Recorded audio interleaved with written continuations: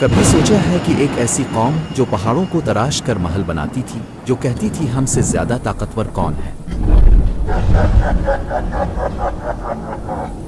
ہم سے زیادہ طاقتور کون؟ مگر جب آسمان کا حکم آیا تو ان کے محل مٹی کے نیچے دب گئے۔ حضرت نوح علیہ السلام کے بعد ایک اور قوم پیدا ہوئی، قوم عاد۔ یہ قوم یمن اور عمان کے درمیان ایک علاقے احقاف میں آباد تھی۔ ان کے شہر کا نام تھا آرمزاتہ الماد، یعنی ستونوں والا شہر۔ وہ شہر جس کے ستون آسمان سے باتیں کرتے تھے۔